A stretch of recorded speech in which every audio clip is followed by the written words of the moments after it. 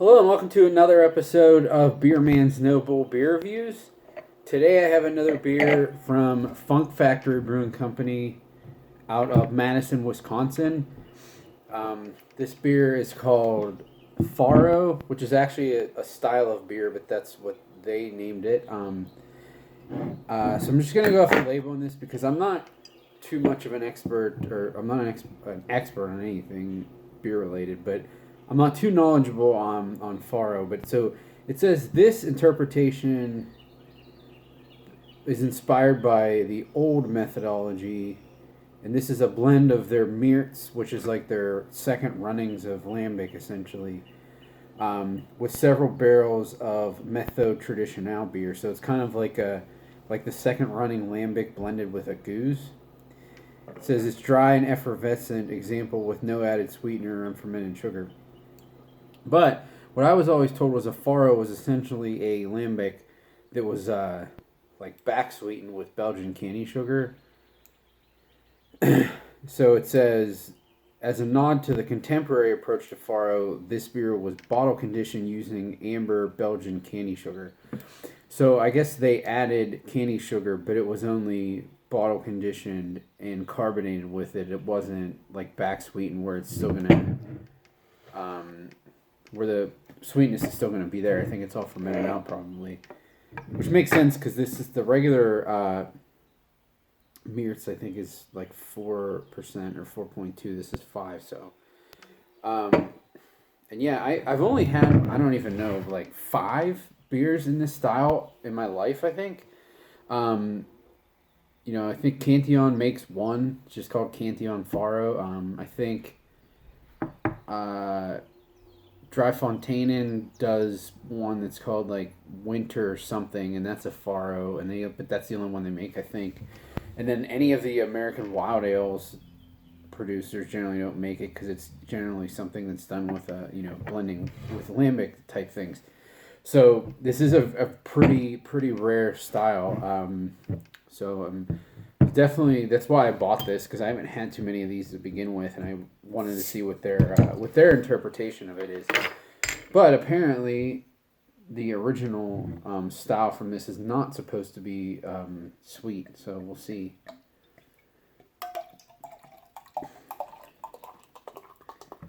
It's been a little while since I had a Funk Factory beer too, so I'm pretty excited just for that reason in general, because I always have like 5 or 6 different bottles of theirs in my makeshift cellar, but I usually pull them out for tastings and stuff, and haven't had many of those lately because of everything that's going on. So actually, I shouldn't have said many. I haven't had any of those. I've been following all the guidelines.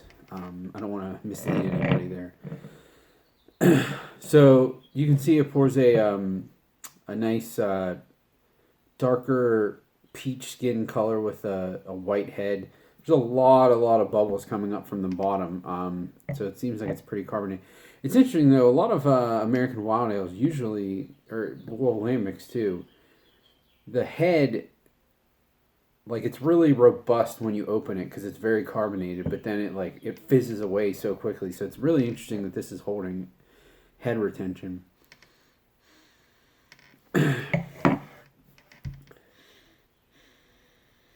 Oh, that smells really nice.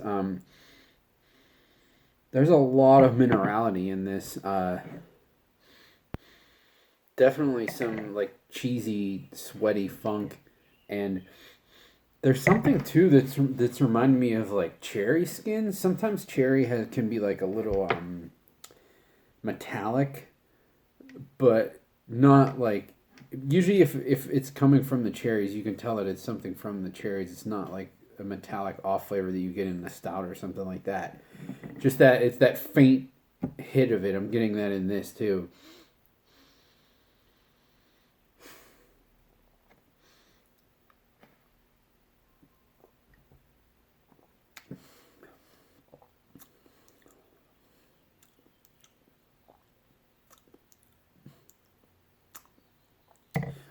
So yeah, definitely not back sweetened by any means.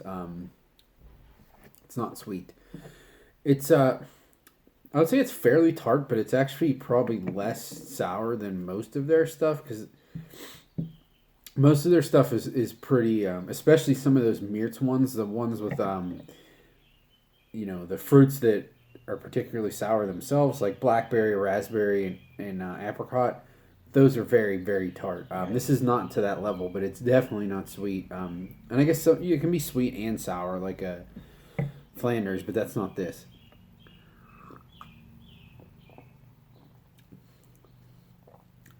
So I do get a lot of that minerality up front.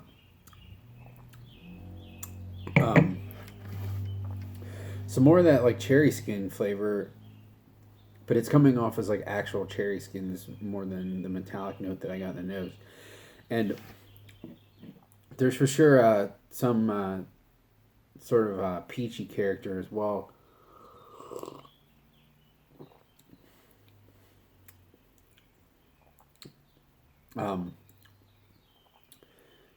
Some like husky grain. It's funny, the first sip I took, I was like, oh, that's not as sour as most of their stuff, but it's still fairly tart. But not, the more every sip I'm taking, it's like significantly less and less sour.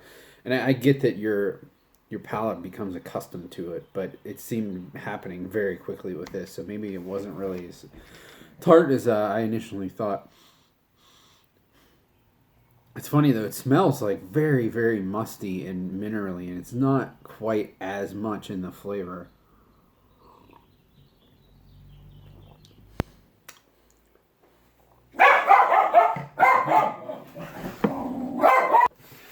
Sorry for that. I'm sure you realize why I paused there.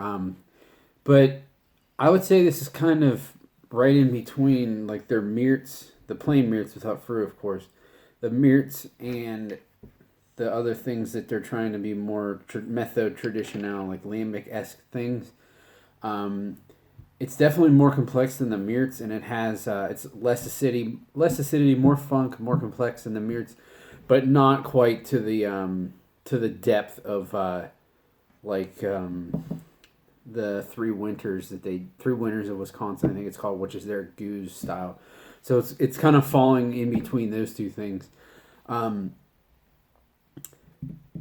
I don't remember what this cost, but I know I probably wouldn't have bought it if it was pretty expensive, just because this style is like weird to me sometimes.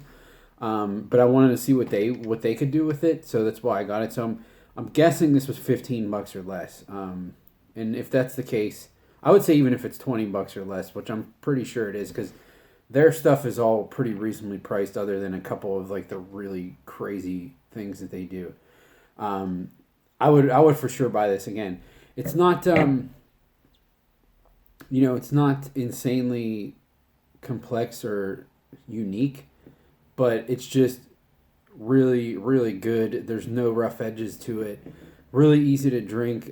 It's only 5%, which is great. Not that I would expect something like this to be really strong, but I don't like when wild ales or sour beers are really high in alcohol, because it just, I don't know, I don't like that. Because you can't taste it. It doesn't do anything for the beer, and it just gets you drunk faster, which is useless to me. So, on my scale of buy, drink, dump, this is definitely a buy. Another great beer from Funk Factory. I'm definitely glad I got this. And I would, if you've never had a Faro before, this is definitely not the contemporary style, because it's not sweet. This is along the lines of just other things that they do. But I would recommend trying to get one from Cantillon or Dry Fontaine, because they're pretty unique beers.